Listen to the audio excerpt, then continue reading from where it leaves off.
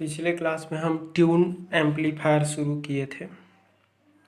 ठीक है, tune radio frequency amplifier, इसके बारे में अपन शुरू किए थे। तो जैसा कि आप सबको पता है कि एम्पलीफायर क्या होता है। बेसिकली एम्पलीफायर है वो एक ऐसा इलेक्ट्रॉनिक सर्किट होता है जो किसी वीक इलेक्ट्रिकल सिग्नल की स्ट्रेंथ को डिजायर्ड एम्पलीट्यूड तक इंक्रीज करने का काम करता है। ठीक है, तो डिजायर्ड एम्पलीट्यूड तक रेज करने का, उसके स्ट्रेंथ को इंक्रीज करने का काम करता है। उसी इलेक्ट्रॉनिक सर्किट को क्या बोलते हैं अपन? एम्पलीफायर बोलते हैं। ठीक है, तो आइडियो जो एम्पलीफायर होता है बेसिकली आइडियो एम्पलीफायर 20 हर्ट्ज से लेकर 20 किलो हर्ट्ज तक के फ्रीक्वेंसी कंपोनेंट के सिग्नल्स का एम्पलीफिकेशन करता है। ठीक है, तो जो आइडियो रेंज के सिग्नल्स की एम्पलीट्यूड को डिजायर्ड एम्पलीट्यूड तक रेस करने का, इंक्रीज करने का काम करता है, उस इलेक्ट्रॉनिक सर्किट को हम आइडियो एम्पलीफायर बोलते हैं। ठीक है, आइडियो एम्पलीफायर के केस में जो लोड जो यूज होता है, सर्किट एम्पलीफायर का जो लोड होता है वो प्योर रजिस्टिव लोड होता है। कौन सा लोड होता है? प्योर रजिस्टिव लोड रहता है। और प्योर रजिस्टिव लोड होने के कारण आइडियो एम्पलीफायर में जो लोड होता है वो क्या होता है? प्योर रजिस्टिव लोड होता है। और प्योर रजिस्टिव लोड होने के कारण ये जो एम्पलीफायर है इस पर्टिकुलर रेंज के फ्रीक्वेंसीज के हर एक फ्रीक्वेंसी कंपोनेंट का क्या करता है? इक्वल एम्पलीफिकेशन करता है। ठीक है, मतलब ये आइडियो फ्रीक्वेंसी रेंज के हर फ्रीक्वेंसी कंपोनेंट का आइडियो फ्रीक्वेंसी रेंज के हर फ्रीक्वेंसी कंपोनेंट को, ठीक है, ईच फ्रीक्वेंसी कंपोनेंट्स का, ठीक है, ईच फ्रीक्वेंसी कंपोनेंट्स का क्या करता है? वो इक्वल एम्पलीफिकेशन करता है। मतलब शुरू से लेकर लास्ट तक का जितने भी फ्रीक्वेंसी रेंज के सिग्नल्स मिलेंगे, हर एक फ्रीक्वेंसी रेंज के जो सिग्नल्स है वो आपको क्या मिलेगा? इसमें मिल जाएगा। ठीक है, एक मिनट, इसका वो सेट कर दे रहा हूँ फिर से मैं। चलो होने चलने दो यार, छोड़ो। ठीक है, तो ये क्या करता है? आइडियो एम्पलीफायर क्या करता है? 20 हर्ट्ज से लेकर 20 किलो हर्ट्ज तक की हर एक फ्रीक्वेंसी कंपोनेंट के सिग्नल्स का क्या करता है? इक्वल एम्पलीफिकेशन का। ठीक है, तो हर एक फ्रीक्वेंसी कंपोनेंट से जो आउटपुट जो मिलता है वो आउटपुट जो सिग्नल है वो किसके कारण मिलता है? Equal amplification. तो आइडियो एम्पलीफायर के केस में पर्टिकुलर फ्रीक्वेंसी को सेलेक्ट करने जैसा फैसिलिटी नहीं होता। ठीक है, इसमें किसी पर्टिकुलर फ्रीक्वेंसी के लिए अगर आउटपुट लेना है तो पर्टिकुलर फ्रीक्वेंसी के लिए आउटपुट ना मिलकर इसमें हर एक फ्रीक्वेंसी कंपोनेंट के लिए आउटपुट है वो क्या होता है? प्राप्त होता है। वो आउटपुट किसके कारण मिलता है? Equal amplification. ठीक है, क्योंकि ये जो एम्पलीफायर जो रहता है हर एक फ्रीक्वेंसी रेंज के सिग्नल्स का क्या करता है? इक्वल एम्पलीफिकेशन करता है। हर एक फ्रीक्वेंसी कंपोनेंट के लिए सेम स्ट्रेंथ का आउटपुट सिग्नल है वो प्रोवाइड करता है। तो आइडियो फ्रीक्वेंसी एम्पलीफायर के केस में किसी पर्टिकुलर फ्रीक्वेंसी को सेलेक्ट करने जैसा फैसिलिटी है वो नहीं मिल पाता। अगर आप बोलोगे कि आइडियो फ्रीक्वेंसी एम्पलीफायर यूज़ करें और वो जो एम्पलीफायर है वो किसी एक पर्टिकुलर फ्रीक्वेंसी के लिए ही आउटपुट दे, बाकी फ्रीक्वेंसी को क्या कर दे? रिजेक्ट कर दे, तो आइडियो फ्रीक्वेंसी एम्पलीफायर में किसी फ्रीक्वेंसी को रिजेक्ट करने जैसा एबिलिटी नहीं होता। उसमें उस टाइप का हम ऑपरेशन है उसको अचीव नहीं कर सकते। तो आइडियो फ्रीक्वेंसी एम्पलीफायर तो हर एक फ्रीक्वेंसी कंपोनेंट के सिग्नल के लिए इक्वल एम्पलीफिकेशन देता है। क्यों देता है? क्योंकि आइडियो फ्रीक्वेंसी एम्पलीफायर के केस में जो लोड जो यूज़ होता है वो जो लोड होता है वो प्योर रजिस्टिव लोड होता है। और प्योर रजिस्टिव लोड हम जानते हैं कि रजिस्टर जो है वो फ्रीक्वेंसी इंडिपेंडेंट पैरामीटर होता है, उसकी प्रॉपर्टी है वो किसी फ्रीक्वेंसी पर डिपेंड नहीं करता। तो लोड है वो प्योर रजिस्टिव लोड होता है। इस कारण आइडियो फ्रीक्वेंसी एम्पलीफायर के केस में उस इनपुट सिग्नल में जितने भी फ्रीक्वेंसी कंपोनेंट प्रेजेंट रहेंगे, हर फ्रीक्वेंसी कंपोनेंट के लिए हमें सेम एम्पलीट्यूड का आउटपुट सिग्नल प्राप्त होता है। ठीक है, दैट मीन्स उस आइडियो फ्रीक्वेंसी एम्पलीफायर में फ्रीक्वेंसी सिलेक्शन की एबिलिटी नहीं होता। उसमें फ्रीक्वेंसी सिलेक्शन की एबिलिटी है वो नहीं होता। उसमें फ्रीक्वेंसी सिलेक्शन की एबिलिटी नहीं होता। तो फ्रीक्वेंसी सिलेक्शन की एबिलिटी नहीं होता, दैट मीन्स किसी एक पर्टिकुलर या फिर किसी सर्टेन फ्रीक्वेंसी रेंज को सेलेक्ट करके वो एम्पलीफाई करे और रिमेनिंग फ्रीक्वेंसी कंपोनेंट को वो ब्लॉक कर दे। तो ऐसा किसी पर्टिकुलर फ्रीक्वेंसी को सिलेक्ट करना या फिर रिमेनिंग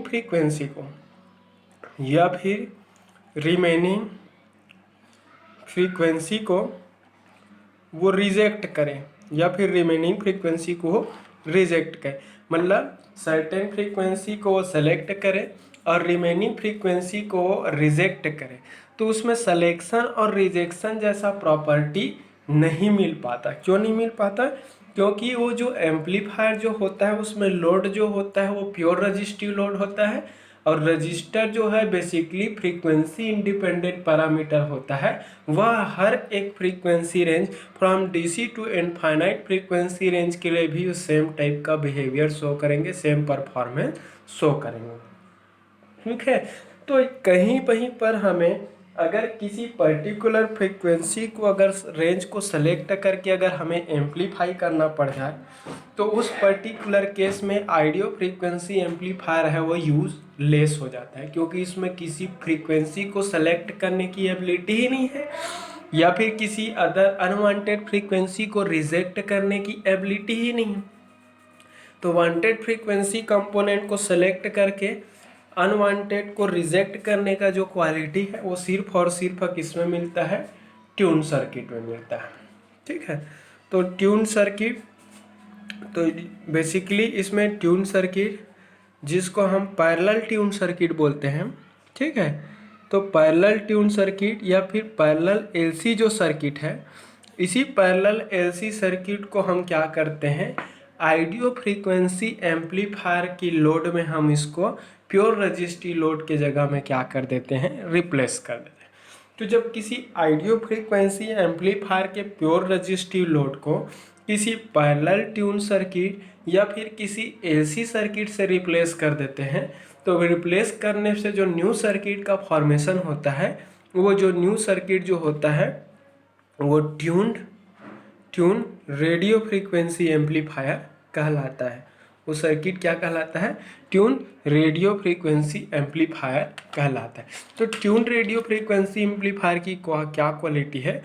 ये जो ट्यून जो सर्किट होता है उसका पर्टिकुलर फ्रीक्वेंसी रेंज को सेलेक्ट करना और रिमेनिंग फ्रीक्वेंसी कंपोनेंट को क्या करना, रिजेक्ट करने की जो प्रॉपर्टी है वो बेटर है। तो बेटर सिलेक्शन एबिलिटी है, किसी पर्टिकुलर फ्रीक्वेंसी को सेलेक्ट करना और उस फ्रीक्वेंसी रेंज के एबव या फिर उस फ्रीक्वेंसी रेंज के बिलो रिमेनिंग फ्रीक्वेंसी कंपोनेंट को रिजेक्ट करने की जो एबिलिटी है वो बेटर एबिलिटी होती है। तो बेटर रिजेक्शन एंड सिलेक्शन की एबिलिटीज होने के कारण ही उस पर्टिकुलर ट्यून सर्किट को ही हम एम्पलीफायर में लोड की तरह यूज़ करते हैं, जिससे उस एम्पलीफायर की सिलेक्शन और रिजेक्शन की एबिलिटी है वो इम्प्रूव हो जाती है, बढ़ जाती है। और सिलेक्शन और रिजेक्शन की एबिलिटी होने के कारण उस एम्पलीफायर को किसी रेडियो फ्रीक्वेंसी सिग्नल के किसी सर्टेन फ्रीक्वेंसी रेंज को सेलेक्ट करके एम्पलीफाई करना और रिमेनिंग फ्रीक्वेंसी कंपोनेंट को रिजेक्ट करने के लिए हम उसको यूज़ कर लेते हैं। तो ट्यून रेडियो फ्रीक्वेंसी एम्पलीफायर क्या होता है? ट्यून रेडियो फ्रीक्वेंसी एम्पलीफायर ठीक है, tune radio frequency amplifier basically क्या होता है? ऐसा एम्पलीफायर सर्किट होता है जो किसी इनपुट AC signal और input radio frequency signal input AC signal के सर्टेन फ्रीक्वेंसी रेंज या फ्रीक्वेंसी बैंड बोलो, सर्टेन फ्रीक्वेंसी बैंड को क्या करता है, वो सेलेक्ट करता है और सेलेक्ट करके एम्पलीफाई करता है। क्लियर हुआ? तो tune radio frequency amplifier basically ऐसा एम्पलीफायर सर्किट होता है, ऐसा रेडियो फ्रीक्वेंसी एम्पलीफायर होता है जो किसी input radio frequency AC signal के सर्टेन फ्रीक्वेंसी बैंड को सेलेक्ट करता है, सेलेक्ट करके उस पर्टिकुलर फ्रीक्वेंसी बैंड को एम्पलीफाई करता है और रिमेनिंग फ्रीक्वेंसी बैंड को क्या कर देता है, रिजेक्ट कर देता है, ब्लॉक कर देता है, उसके लिए कोई भी आउटपुट सिग्नल प्रोवाइड नहीं करता। ठीक है, तो एक सर्टेन फ्रीक्वेंसी रेंज को ही एम्पलीफाई करता है, सर्टेन फ्रीक्वेंसी रेंज को ही एम्पलीफाई करके वो आउटपुट सिग्नल प्रोवाइड करता है। इस कारण हम इसको क्या बोलते हैं, tune radio frequency amplifier. Tune करना मतलब यहाँ पर बोल सकते हो किसी पर्टिकुलर फ्रीक्वेंसी को सेलेक्ट करना भी बोल सकते हो, अगर समझना है तो आपको। ठीक है, तो बेसिकली ट्यून एम्पलीफायर है वो ऑलवेज रेडियो फ्रीक्वेंसी एम्पलीफायर होता है।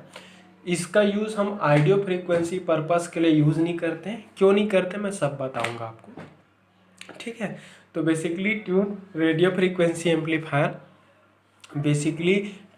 फ्रीक्वेंसी एम्पलीफायर ऐसा एम्पलीफायर सर्किट होता है जो input radio frequency AC signal के सर्टेन फ्रीक्वेंसी बैंड को सेलेक्ट करके एम्पलीफाई करता है और एम्पलीफाइड आउटपुट सिग्नल प्रोवाइड करता है। अब सर्टेन फ्रीक्वेंसी बैंड, अब उस बैंड के अगर बिलो, उस सर्टेन फ्रीक्वेंसी बैंड के बिलो एंड इस सर्टेन फ्रीक्वेंसी बैंड के अबव, ठीक है, तो उसके बिलो और एबव ऑल फ्रीक्वेंसी बैंड को क्या कर, ऑल फ्रीक्वेंसी रेंज को क्या कर देता है, वो रिजेक्ट कर देता है। दैट मीन्स इसके लिए कोई भी आउटपुट सिग्नल है वो प्रोवाइड नहीं करता, no output for that frequency range. Clear हुआ?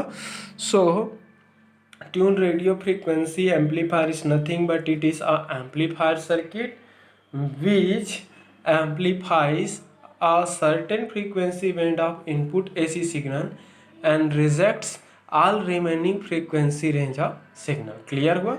उस पर्टिकुलर फ्रीक्वेंसी बैंड को ही वो सेलेक्ट करके एम्पलीफाई करता है और उस बैंड के बिलो और उस बैंड के अबव सारे फ्रीक्वेंसी कंपोनेंट को वो क्या कर देता है, रिजेक्ट कर देता है, ब्लॉक कर देता है, कोई भी आउटपुट सिग्नल प्रोवाइड नहीं करता।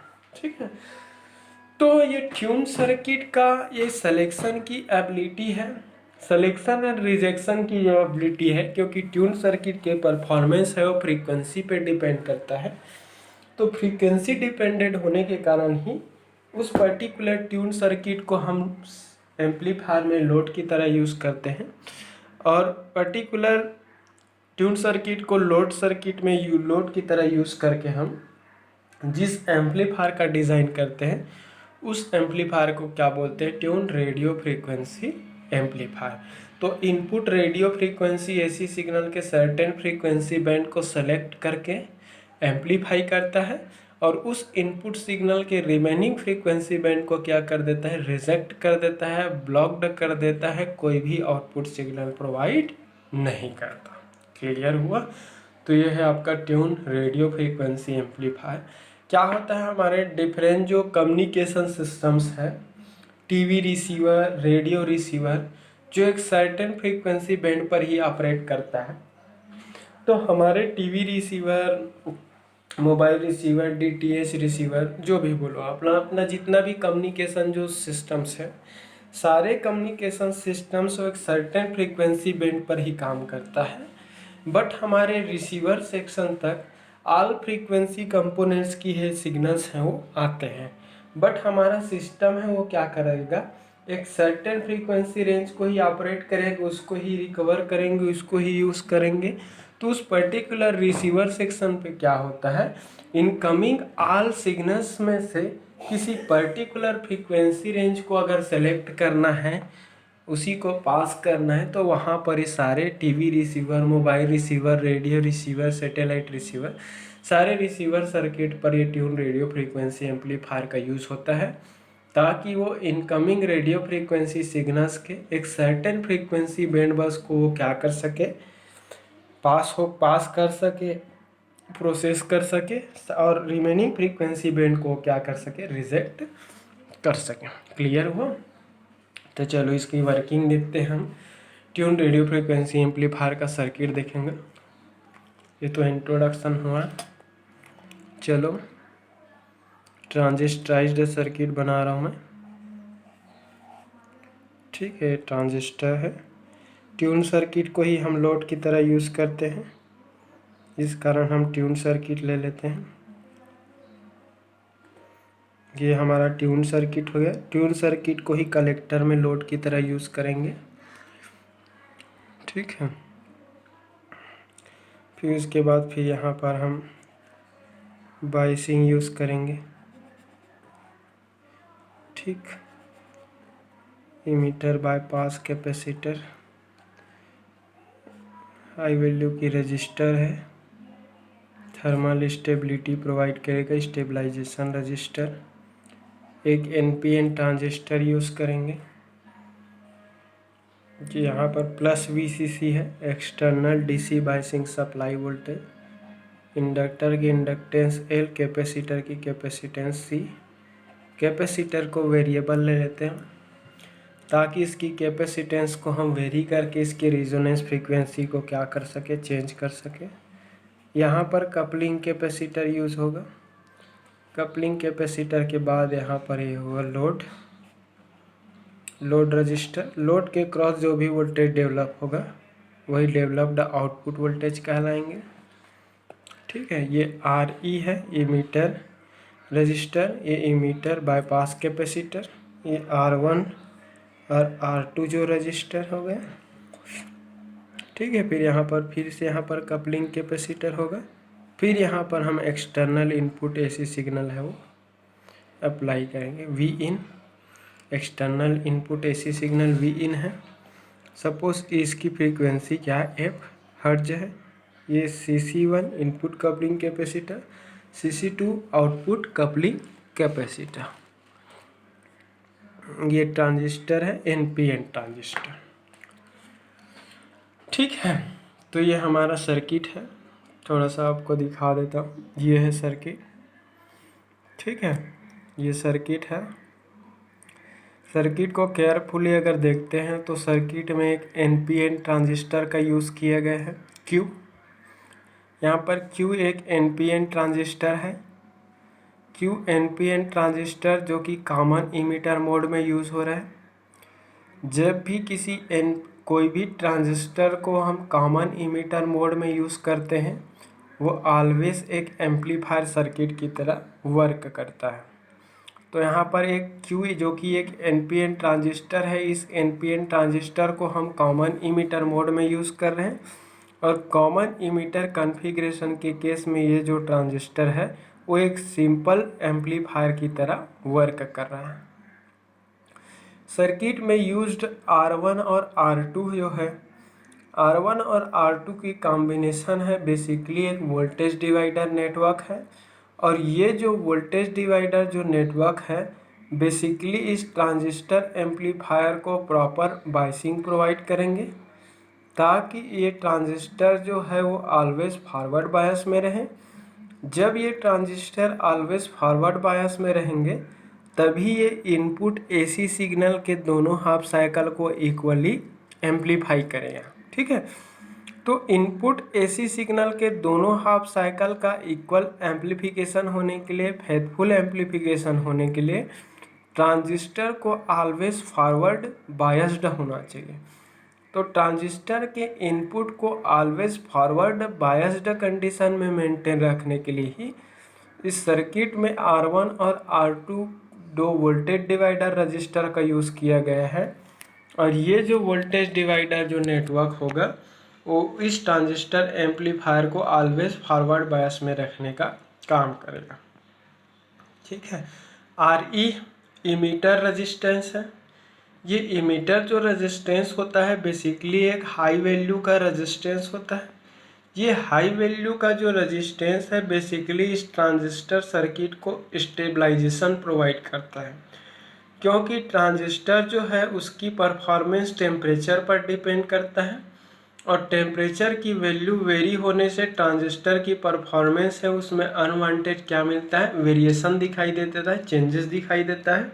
तो ट्रांजिस्टर में होने वाले अनवांटेड जो चेंजेस हैं इसकी परफॉर्मेंस है उसकी वेरिएशंस को अवॉइड करने के लिए इस ट्रांजिस्टर के इमीटर पर एक हाई वैल्यू का इमीटर रेजिस्टेंस का यूज़ करते हैं, जो इस ट्रांजिस्टर के ऑपरेटिंग पॉइंट क्यू पॉइंट को स्टेबलाइज करके रखेगा, पर्टिकुलर पॉइंट पर सेट करके रखेंगे।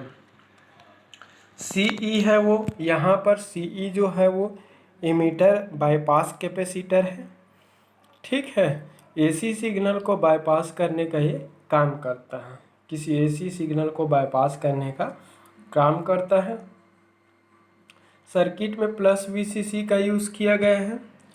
प्लस वीसीसी जो है basically external DC biasing supply voltage है, ये प्लस वीसीसी। तो ये प्लस वीसीसी बेसिकली क्या है, external DC biasing supply voltage है। हर एक डिवाइस को, हर एक सर्किट को उससे प्रॉपर फंक्शन को अचीव करने के लिए उसमें कुछ अमाउंट में एक्सटर्नल डीसी की आवश्यकता होती है। ठीक है। तो यहाँ पर इस ट्रांजिस्टर सर्किट को इससे प्रॉपर फंक्शन अचीव करने के लिए, डिजायर्ड ऑपरेशन को अचीव करने के लिए इसे कुछ अमाउंट में एक्सटर्नल डीसी एनर्जी की आवश्यकता होती है। वही external DC energy collector supply के फॉर्म में इसमें दिया जा रहा है। ठीक है। तो प्लस वीसीसी क्या है, external DC biasing supply voltage. ठीक है।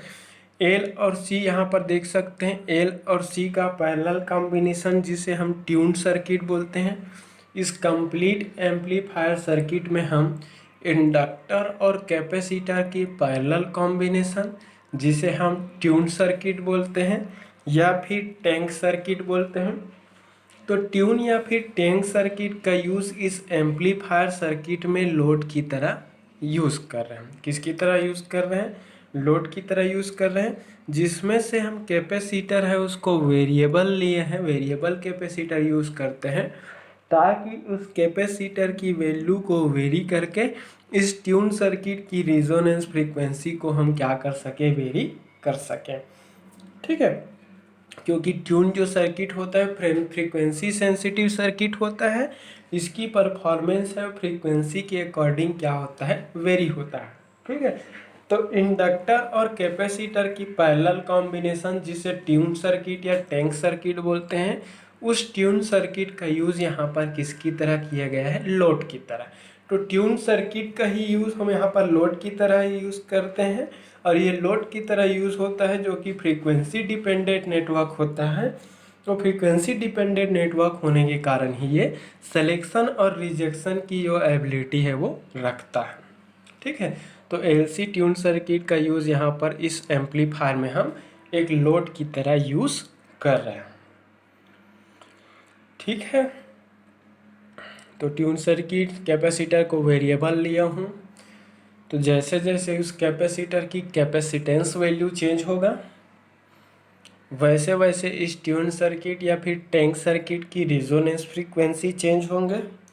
रिजोनेंस की फ्रीक्वेंसी के चेंजेस होने से इस सर्किट की सिलेक्शन और रिजेक्शन फ्रीक्वेंसी भी क्या होगा, वेरी होगा। ठीक है। इस सर्किट में दो कैपेसिटर का यूज़ किया गया है, एक CC1 इनपुट कपलिंग कैपेसिटर और अगला क्या है, CC2 आउटपुट कपलिंग कैपेसिटर।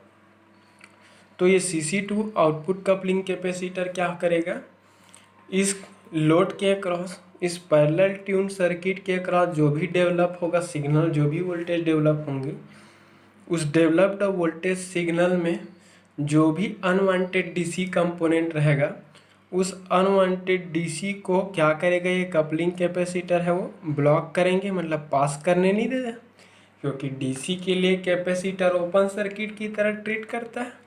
तो ये डीसी ब्लॉकिंग जो कैपेसिटर है, कपलिंग जो कैपेसिटर है, इसमें डेवलप्ड डीसी सिग्नल के लिए ओपन सर्किट की तरह ट्रीट करेंगे। और जब ये ओपन सर्किट की तरह ट्रीट करेगा मतलब ये डीसी सिग्नल को पास नहीं करेगा, बट इसमें डेवलप्ड आउटपुट सिग्नल में प्रेजेंट ऑल एसी कंपोनेंट को कम्प्लीटली क्या करेगा, पास करेगा। तो एसी सिग्नल को पास करेंगे, डीसी को वो क्या कर देगा, ब्लॉक कर देगा। ठीक है, तो ये डीसी को ब्लॉक करेंगे, एसी को पास करेंगे। फाइनली वो जो एसी सिग्नल है लोड के क्रॉस अपियर होगा। लोड के क्रॉस अपियर्ड वोल्टेज ही क्या कहलाएंगे, एम्पलीफाइड आउटपुट वोल्टेज कहलाएंगे। क्लियर हुआ। यहाँ पर CC1 है, input coupling capacitor. External input signal Vin जो कि रेडियो फ्रीक्वेंसी सिग्नल है, क्योंकि ट्यून रेडियो फ्रीक्वेंसी एम्पलीफायर है, वो रेडियो फ्रीक्वेंसी सिग्नल की एम्पलीफिकेशन के लिए ही यूज़ होता है। तो इस इनपुट रेडियो फ्रीक्वेंसी सिग्नल में प्रेजेंट अनवांटेड डीसी को ब्लॉक करने के लिए इस इनपुट डीसी ब्लॉकिंग कैपेसिटर का यूज़ किया गया है। तो इस Vin में जो भी अनवांटेड डीसी रहेगा, ये अनवांटेड डीसी इस कैपेसिटर से क्या होंगे, ब्लॉक हो जाएंगे, और वांटेड जो एसी है वहाँ पर इनपुट में पास होगा। क्लियर हुआ। तो इस इनपुट रेडियो फ्रीक्वेंसी सिग्नल में प्रेजेंट अनवांटेड डीसी को ब्लॉक करके प्योर एसी को ट्रांजिस्टर के इनपुट में पास होने देता है। वो क्या है, इनपुट कपलिंग कैपेसिटर है CC1। ठीक है, Vin क्या है, external input radio frequency signal. वह रेडियो फ्रीक्वेंसी एसी सिग्नल है जिसके सर्टेन फ्रीक्वेंसी बैंड को हमें सेलेक्ट करना है और सेलेक्ट करके एम्पलीफाई किया जाना है। ठीक है, तो इस इनपुट रेडियो फ्रीक्वेंसी सिग्नल के सर्टेन फ्रीक्वेंसी बैंड का ही एम्पलीफिकेशन होगा और एम्पलीफाइड आउटपुट सिग्नल है वो प्राप्त होंगे। बट इस इनपुट रेडियो फ्रीक्वेंसी सिग्नल के उस सर्टेन बैंड के बिलो और सर्टेन बैंड के एबव ऑल फ्रीक्वेंसी कंपोनेंट है वो कम्प्लीटली क्या हो जाएगा, रिजेक्टेड हो जाएंगे, एलिमिनेटेड हो जाएगा, ब्लॉक कर देगा।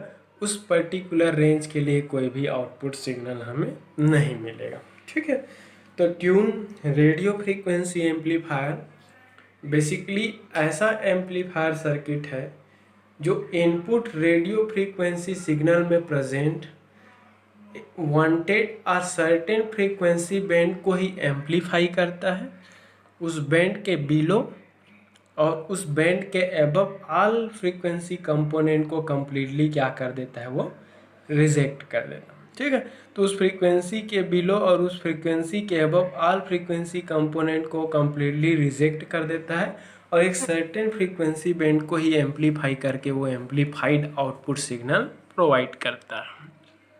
ठीक है, तो आपको हमेशा ये याद रखना है कि ट्यून रेडियो फ्रीक्वेंसी एम्पलीफायर सिर्फ और सिर्फ उसी सर्टेन फ्रीक्वेंसी को ही एम्पलीफाई करेगा जब उस इनपुट सिग्नल का फ्रीक्वेंसी, जब इनपुट रेडियो फ्रीक्वेंसी सिग्नल का फ्रीक्वेंसी इस ट्यून सर्किट के फ्रीक्वेंसी का क्या होगा, इक्वल होगा। याद ये रखो। देखो, जिस सर्टेन केस में इनपुट सिग्नल, ये आपका इनपुट सिग्नल है, ये इनपुट वोल्टेज सिग्नल क्या है, रेडियो फ्रीक्वेंसी एसी सिग्नल है, और इस input radio frequency AC signal का फ्रीक्वेंसी जब इस ट्यून सर्किट के फ्रीक्वेंसी का क्या होगा, इक्वल होगा। जब ये दोनों फ्रीक्वेंसी क्या होंगे, परफेक्टली मैच होंगे। तो जिस सर्टेन केस में इस ट्यून सर्किट का रिजोनेंस फ्रीक्वेंसी इस इनपुट सिग्नल के फ्रीक्वेंसी का परफेक्टली मैच होगा, दोनों इक्वल होंगे, उसी पर्टिकुलर फ्रीक्वेंसी के लिए इस सर्किट का इम्पिडेंस है वो मैक्सिमम होगा, जो कि प्योर रेजिस्टिव इम्पिडेंस होगा। आप सबको पता ही होगा कि जब भी कोई ट्यून सर्किट है वो रिजोनेंस कंडीशन में ऑपरेट करता है, तो रिजोनेंस कंडीशन में उस सर्किट का इम्पिडेंस है वो क्या होता है, ट्यून सर्किट का इम्पिडेंस मैक्सिमम होता है, हायर होता है। तो इस ट्यून सर्किट के इम्पीडेंस है वो रिजोनेंस फ्रीक्वेंसी पे ही मैक्सिमम होगा, और रिजोनेंस फ्रीक्वेंसी पे इस ट्यून सर्किट का इम्पीडेंस मैक्सिमम होंगे। और जब इसकी इस रिजोनेंस पे इसका रिजोनेंस जो फ्रीक्वेंसी है वो इनपुट सिग्नल के फ्रीक्वेंसी का इक्वल होगा, तो भी उसी पर्टिकुलर फ्रीक्वेंसी रेंज के लिए इस सर्किट का इम्पीडेंस है वो मैक्सिमम होंगे, और मैक्सिमम इम्पीडेंस होने के कारण यहाँ पर मैक्सिमम आउटपुट मिलेगा। मैक्सिमम आउटपुट होने से सर्किट का वोल्टेज गेन भी क्या होगा, मैक्सिमम। ठीक है, तो यहाँ पर क्या होता है, सिलेक्शन और रिजेक्शन, दैट मीन्स किस फ्रीक्वेंसी रेंज के लिए मैक्सिमम आउटपुट मिलेगा और किस फ्रीक्वेंसी रेंज के लिए आउटपुट की वैल्यू है वो मिनिमम होंगे, कम होंगे, स्मॉलर होंगे, वो डिसाइड जो होता है मेनली किसके द्वारा होता है, इस पैरेलल ट्यून सर्किट के द्वारा। तो पैरेलल ट्यून सर्किट है वो रिजोनेंस कंडीशन में ऑपरेट करता है, और जिस सर्टेन केस में इस इनपुट सिग्नल का फ्रीक्वेंसी उस ट्यून सर्किट के रिजोनेंस फ्रीक्वेंसी का इक्वल होगा, सिर्फ उसी फ्रीक्वेंसी के लिए सर्किट का इम्पीडेंस है वो मैक्सिमम होंगे। इम्पीडेंस की वैल्यू मैक्सिमम होने के साथ साथ प्योर रेजिस्टिव इम्पीडेंस होगा।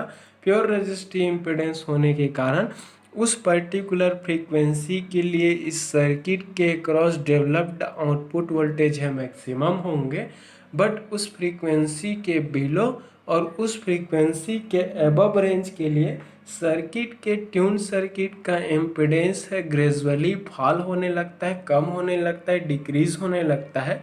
फ्रीक्वेंसी के अकॉर्डिंग इम्पीडेंस की वैल्यू अबव और लोअर फ्रीक्वेंसी के लिए डिक्रीज होता है। फ्रीक्वेंसी डिक्रीज होने के कारण उसके क्रॉस डेवलप्ड वोल्टेज की वैल्यू भी क्या होने लगता है, कम मिलने लगता है। ठीक है, तो यही है वह इसकी वर्किंग प्रिंसिपल, इसी पे बेस्ड है। देख लेते हैं, यहाँ पर एक बार और बता देता हूँ। हाँ, यहाँ पर वी इन क्या है, external input radio frequency signal है। आपको ध्यान ये रखना है कि ये जो एम्पलीफायर है, ट्यून एम्पलीफायर बोले चाहे ट्यून रेडियो फ्रीक्वेंसी एम्पलीफायर बोले, ये ट्यून जो एम्पलीफायर है एक रेडियो फ्रीक्वेंसी एम्पलीफायर होता है, ऑडियो फ्रीक्वेंसी पर्पस के लिए यूज़ नहीं होता। क्लियर हुआ? तो इनपुट, इसमें जो भी इनपुट सिग्नल अप्लाई करते हैं वो रेडियो फ्रीक्वेंसी सिग्नल होता है। तो इस इनपुट रेडियो फ्रीक्वेंसी सिग्नल में प्रेजेंट एक सर्टेन फ्रीक्वेंसी बैंड को ही ये क्या करेगा, एम्पलीफाई करेगा। एक सर्टेन फ्रीक्वेंसी बैंड के लिए आउटपुट सिग्नल क्या मिलता है, मैक्सिमम मिलता है। तो जी V in external input voltage जो सिग्नल आप अप्लाई करते हैं उस एक्सटर्नल इनपुट एसी सिग्नल की वैल्यू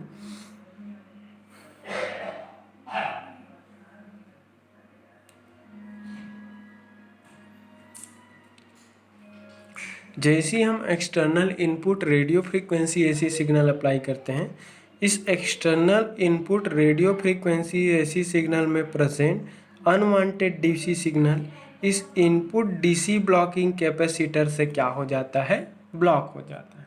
क्योंकि हम जानते हैं कि डीसी सिग्नल के लिए कैपेसिटर का नेचर है वो ओपन सर्किट की तरह होता है। तो इस input AC radio frequency signal में प्रेजेंट अनवांटेड डीसी के लिए कपलिंग कैपेसिटर एक ओपन सर्किट की तरह ट्रीट करेगा। दैट मीन्स इस इनपुट सिग्नल में प्रेजेंट उस डीसी सिग्नल है वो कैपेसिटर के थ्रू पास नहीं हो पाएगा, कैपेसिटर के थ्रू पास नहीं होगा। इस इनपुट रेडियो फ्रीक्वेंसी सिग्नल में प्रेजेंट ऑल एसी कंपोनेंट है वो इस कैपेसिटर के थ्रू पास हो जाएगा और पास होकर के ट्रांजिस्टर के इनपुट पर अपीयर हो जाएगा।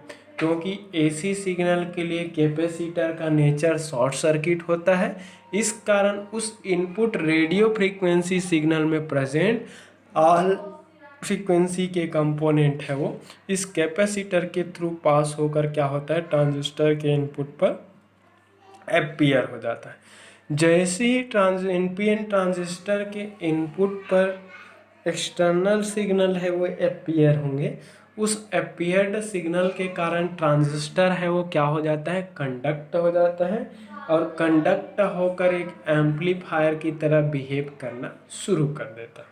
ठीक है, फाइनली इस ट्रांजिस्टर से होकर इलेक्ट्रिकल करंट का फ्लो होने लगता है। ट्रांजिस्टर के लोड में करंट का फ्लो होने से लोड के क्रॉस वोल्टेज है वो डेवलप हो जाता है, ठीक है। बट होता क्या है कि इस एम्पलीफायर सर्किट का जो लोड है वो क्या होता है, ट्यून सर्किट होता है। और ट्यून सर्किट की जो नेचर होती है वो फ्रीक्वेंसी सेंसिटिव नेचर होता है। वह tune circuit maximum impedance resonance frequency पर ही शो करता है, और रिजोनेंस फ्रीक्वेंसी के बिलो और रिजोनेंस फ्रीक्वेंसी के अबव रेंज के लिए उस ट्यून सर्किट का इम्पीडेंस है वो क्या होने लगता है, ग्रेजुअली डिक्रीज होने लगता है। ठीक है, एक मिनट।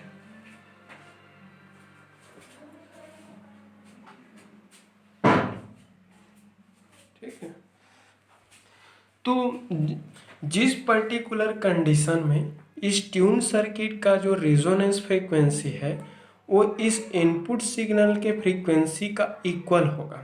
अब जैसा कि आपको जिस फ्रीक्वेंसी को एम्पलीफाई करना है, ठीक है, जिस सर्टेन फ्रीक्वेंसी को एम्पलीफाई करना है उस सर्टेन फ्रीक्वेंसी के अकॉर्डिंग ट्यून सर्किट के रेजोनेंस फ्रीक्वेंसी को क्या करना पड़ेगा, वेरी करना पड़ेगा, चेंज करना पड़ेगा। ठीक है, तो जैसे इस ट्यून सर्किट इस एलसी ट्यून सर्किट की रेजोनेंस फ्रीक्वेंसी को वेरी करते हैं, इसकी रेजोनेंस फ्रीक्वेंसी वेरी होने से जिस पर्टिकुलर फ्रीक्वेंसी पर इस ट्यून सर्किट का रेजोनेंस फ्रीक्वेंसी वेरी सेट होता है, सिर्फ उसी पर्टिकुलर फ्रीक्वेंसी के लिए इस ट्यून सर्किट की इम्पीडेंस क्या होगा, मैक्सिमम।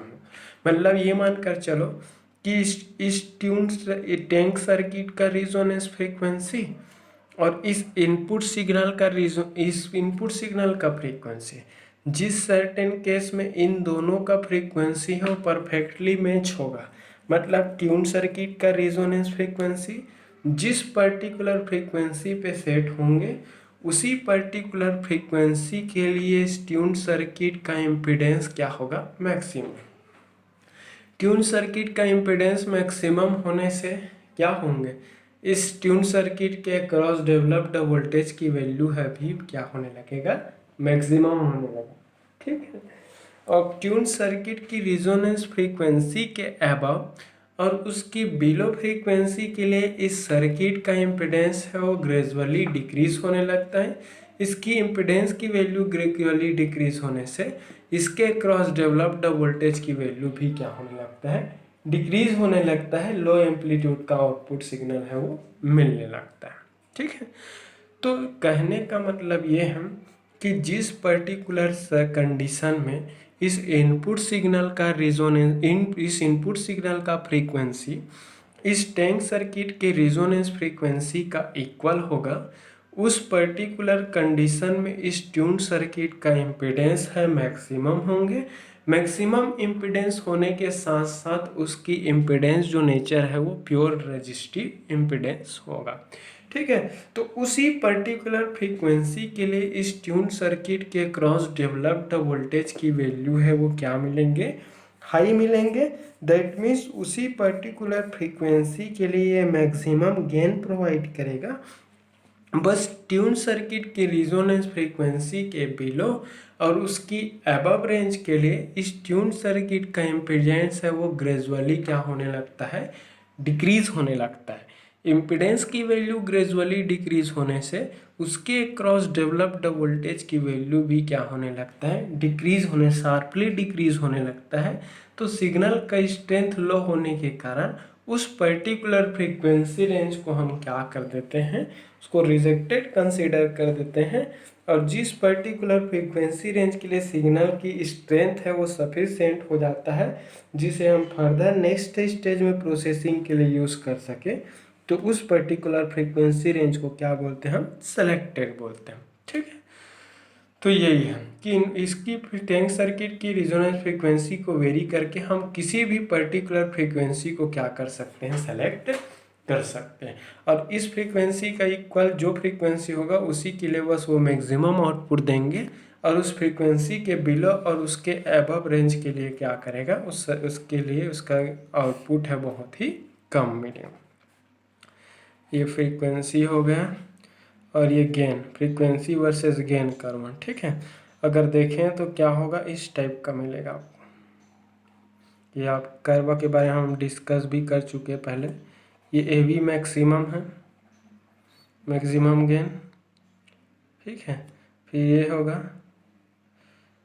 ठीक, और इसके लिए मैक्सिमम है FR रेजोनेंस फ्रीक्वेंसी, ये F1 है, F2 है, ठीक है। तो हो क्या रहा है, इस पर्टिकुलर फ्रीक्वेंसी के लिए इसका इम्पिडेंस मैक्सिमम होता है। इम्पिडेंस मैक्सिमम होने से उसके क्रॉस डेवलप्ड वोल्टेज की वैल्यू भी मैक्सिमम, उसके क्रॉस डेवलप्ड वोल्टेज की वैल्यू मैक्सिमम होने से उसमें गेन की वैल्यू भी मैक्सिमम होता है। जब इनपुट सिग्नल की फ्रीक्वेंसी सर्किट के रेजोनेंस फ्रीक्वेंसी के अबव इंक्रीज करते हैं, तो जब f की वैल्यू सर्किट के F2 फ्रीक्वेंसी पर आ जाता है, तो उस पर्टिकुलर कंडीशन में सर्किट का गेन क्या होता है, उसके मैक्सिमम गेन का 70.7% होता है। ये क्या है, 0.707 टाइम्स आप AV मैक्सिमम, मैक्सिमम गेन का 70.7%। तो जब f की वैल्यू F2 के इक्वल होता है, तो उस पर्टिकुलर केस में सर्किट का गेन उसके मैक्सिमम गेन का क्या हो जाता है, 70.7%। तो जिस सर्टेन हायर फ्रीक्वेंसी पे सर्किट का गेन उसके मैक्सिमम गेन का 70.7% हो जाता है, वो हायर कट ऑफ फ्रीक्वेंसी कहलाता है। और जब इनपुट सिग्नल की फ्रीक्वेंसी को FR के बिलो अगर डिक्रीज करते हैं, तो जब f की वैल्यू F1 का इक्वल होता है, तो उस समय फिर से गेन है वो क्या हो जाता है, उसके मैक्सिमम गेन का 70.7। तो F1 से लेकर F2 तक के रेंज को अगर देखें, तो F1 से F2 तक के रेंज के लिए सर्किट का गेन उसके मैक्सिमम गेन का 70.7% का इक्वल या फिर उससे ज़्यादा है। तो जिस फ्रीक्वेंसी रेंज के लिए सर्किट का गेन है उसके मैक्सिमम गेन का 70.7% का इक्वल या फिर उससे ज़्यादा होता है, उस फ्रीक्वेंसी रेंज को उसका क्या बोलते हैं, बैंडविड्थ बोलते हैं। तो F1 से लेकर F2 तक इसका क्या कहलाएगा, बैंडविड्थ कहलाएगा। और इसी पर्टिकुलर फ्रीक्वेंसी रेंज के लिए इसका गेन मैक्सिमम है, मैक्सिमम गेन है, इसके कारण इस पर्टिकुलर फ्रीक्वेंसी रेंज के ही सिग्नल्स को हम फर्दर नेक्स्ट स्टेज में प्रोसेस करने के लिए यूज़ कर सकते हैं। अगर इनपुट सिग्नल की फ्रीक्वेंसी इस हायर कट ऑफ फ्रीक्वेंसी के अबव जाती है या फिर इस लोअर कट ऑफ फ्रीक्वेंसी के अबव जाती है, सर्किट का इम्पिडेंस है ग्रेजुअली क्या होता है, लार्ज अमाउंट में डिक्रीज होने लगता है। इसकी इम्पिडेंस लार्ज अमाउंट में डिक्रीज हो जाता है, इसकी इम्पिडेंस भी लार्ज अमाउंट में डिक्रीज। तो इम्पिडेंस में लार्ज अमाउंट में डिक्रीज होने के कारण उसके क्रॉस डेवलप्ड वोल्टेज की वैल्यू बहुत ही कम मिलता है। बहुत कम अमाउंट में डेवलप्ड आउटपुट वोल्टेज मिलने के कारण उसकी गेन क्या हो जाती है, कम हो जाती है। इतना लो स्ट्रेंथ का सिग्नल हो जाता है कि इस लो स्ट्रेंथ वाले सिग्नल को फर्दर नेक्स्ट स्टेज में प्रोसेस करने के लिए हम यूज़ नहीं कर पाते।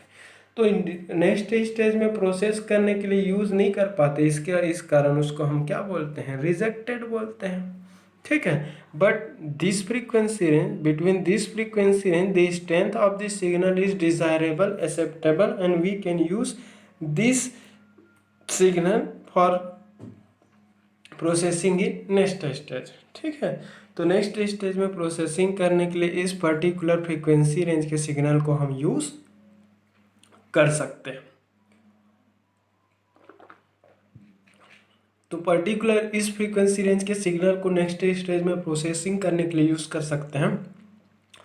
इसी कारण इसी पर्टिकुलर रेंज के सारे सिग्नल को हम सेलेक्टेड कंसीडर कर लेते हैं। और इस फ्रीक्वेंसी रेंज के अबव सिग्नल का स्ट्रेंथ इतना कम रहता है कि उस लो स्ट्रेंथ के सिग्नल को हम नेक्स्ट स्टेज में प्रोसेसिंग के लिए यूज़ नहीं कर पाते। इस कारण इस पर्टिकुलर फ्रीक्वेंसी रेंज के अबव वाले को हम क्या बोलते हैं, रिजेक्टेड बोलते हैं। सिमिलरली इस फ्रीक्वेंसी के बिलो वाले रेंज के लिए सिग्नल का स्ट्रेंथ बहुत कम हो जाता है। इतना लो स्ट्रेंथ के सिग्नल को अगेन नेक्स्ट स्टेज में प्रोसेसिंग करने के लिए यूज़ नहीं कर पाते। इस कारण इसको भी क्या करते हैं हम, रिजेक्टेड या फिर ब्लॉक्ड। तो इसी पर्टिकुलर फ्रीक्वेंसी रेंज के लिए ही सिग्नल का स्ट्रेंथ है वो डिज़ायरेबल रहता है, एक्सेप्टेबल रहता है। सिग्नल का स्ट्रेंथ इतना सफिशिएंट रहता है कि उसको नेक्स्ट स्टेज में प्रोसेसिंग के लिए हम उसको यूज़ कर सकते हैं। इस कारण इतने रेंज को हम सेलेक्टेड बोलेंगे और इस रेंज के अबव और उस रेंज के बिलो वाले को हम क्या कर देते हैं, रिजेक्टेड कंसीडर करते हैं। क्लियर हुआ? सो बोल सकते हैं कि tune radio frequency amplifier basically ऐसा एम्पलीफायर सर्किट है जो इनपुट रेडियो फ्रीक्वेंसी सिग्नल के सर्टेन फ्रीक्वेंसी बैंड को सेलेक्ट करके एम्पलीफाई करता है और एम्पलीफाइड आउटपुट सिग्नल प्रोवाइड करता है। उस फ्रीक्वेंसी रेंज के बिलो और उस एबव रेंज के लिए सिग्नल की स्ट्रेंथ बहुत नेग्लिजिबल हो जाता है, जिसको हम फर्दर नेक्स्ट स्टेज में प्रोसेसिंग के लिए यूज़ नहीं कर पाते। नेक्स्ट स्टेज में प्रोसेसिंग के लिए यूज़ नहीं कर पाते, इस कारण उसको हम क्या बोलते हैं, रिजेक्टेड बोलते हैं। ठीक है, तो ये था इसकी ऑपरेशन, इसकी फ्रीक्वेंसी रिस्पांस।